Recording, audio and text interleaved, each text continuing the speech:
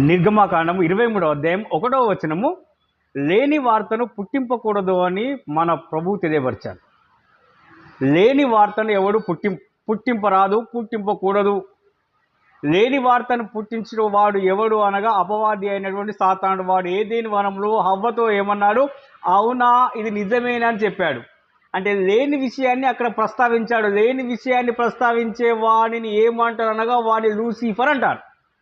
అయితే మన ప్రభు అయినటువంటి యేసుక్రీస్తు వారు ఏమన్నాడంటే, అసలు నువ్వు లోక వార్తలే చెప్పకూడదు. ఏషియా గ్రంథం లోపల ఏమన్నాడు అనగా, ఏషియా గ్రంథము 58వ అధ్యాయం చివరిలో అన్నాడు, మీరు లోక వార్తలు చెప్పుకొనక ఇండినేడురా అన్నాడు. లోకంలో జరిగే విషయాలతో నీకు పని లేదురా అన్నాడు. అలాంటి లేని వార్తలు ఎలా చెప్తావు? లోక వార్తలు చెప్పుకొనుకుంటేనేడలా నువ్వు యెహోవాను ఆనందించేదవు, అప్పుడు దేశం యొక్క ఉన్నతమైన స్థలంలో పని నెక్కించిన అన్నాడు. ఎవరిని హెచ్చిస్తాడు, ఎవరిని గొప్ప చేస్తాడు అనగా లోకంలో జరిగే విషయాలతోనే నీకు నాకు పని లేదు. మరి అలాంటప్పుడు ఊరికనే కూర్చొని 3 పూటలా తిన్నది అరిగేదాకా లోక వార్తలు ఉన్నవి లేని వార్తలు పుట్టించుకుంటూ అవునా నిజమేనా అని వచ్చిన వార్తలు పోయిన వారితో ఇంతటి దుష్ట మాటలు మాట్లాడుకుంటూ జీవిస్తున్నావే. అయినప్పటికీ మన ప్రభువు ఏమన్నాడు? పనికి మాలిన మదురుబోతు నశించును అన్నాడు. పనికి మాలిన వదురుబోతు ఎవడైనా నశిస్తాడో దేవుడు నశింపజేస్తాడు.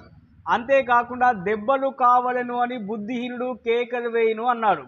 బుద్ధిహీనుడా, నువ్వు వదులుచున్నావు అంటే నీకు దెబ్బలు కావాలని మాత్రమే నీ వదులుచున్నావు. అందుకే ప్రియమైనటువంటి దేవుని బిడ్డలారా, ఒక బుద్ధిహీనుడు ఉన్నాడు. ఒక పిల్లవాడు వాడు పశువుల మందను కొట్టుకొని అడవికి వెళ్ళి మేపుతున్నటువంటి సమయం లోపల వాడు లేని వార్తను పుట్టిస్తాడు.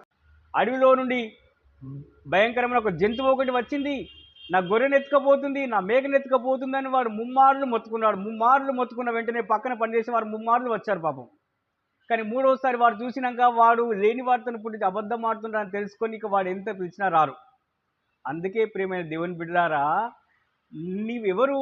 ఇంతకాలం నుండి వాడు అదైతాడు, వీడు ఇదైతాడు, వాళ్ళకి అది కావాలి, వీళ్ళకి ఇది కావాలి, తిరిగి నా కాళ్ళ దగ్గరికి వస్తారు, వారి జీవితం పతనమైపోతుంది, వారు ఆగమవుతారు. ఒరే, ఎన్ని పనికిమాలిన మాటలు, ఎన్ని లేని వార్తలు పుట్టించి, ఎన్ని దౌర్భాగ్యమైన పాపాన్ని బిగబట్టుకున్నావు. మనుషుడా, నీ నోటి మాటను బట్టే నువ్వు నీతి మంత్రమని తీర్పు పొందు, నీ నోటి మాటను బట్టే నువ్వు చెడ్డవాడు అని తీర్పు పొందు అన్నాడు. ఇన్ని మాటలు మాట్లాడావు, చివరికి ఇంతకాలం గడిచిపోయింది. ఇక ఆ అడవిలో పశువులు కాసుకున్న పిల్లవాని లెక్క నీ మాట కూడా ఎవ్వడు నమ్మని దౌర్భాగ్య పరిస్థితి వచ్చింది బిడ్డ.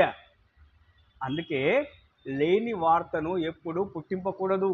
సత్యము సత్యమే. సత్యము పాతాళంలో ఉన్న యేసు ప్రభువారు దాని పైకి తీసుకువస్తాడు బిడ్డ. లోక వార్తలే మాట్లాడకురా అంటే నువ్వు లేని వార్తలు పుట్టిస్తావా బిడ్డ? ముందు నీకు ముసురుల పండుగ ఎక్కడ? నరకంలో భీకరమైన శోధనలో. అప్పుడు నేను ప్రవచనం చెప్పలేదా? అప్పుడు నేను దయ్యాలు వెళ్ళగొట్టలేదా? అప్పుడు నేను ఇవన్నీ చేయలేదా అంటే ఎవనివిరా నువ్వు అంటాడు. బహుజాగ్రత్తగా ఇకనైనా కూడా అదుపులో ఉండుమని యేసు ప్రభు వారి నామాన్ని తెలియపరుస్తూ దేవుని మహోన్నతమైన కృప మనందరికీ తోడే నడిపించును గాక. ఆమేన్, ఆమేన్.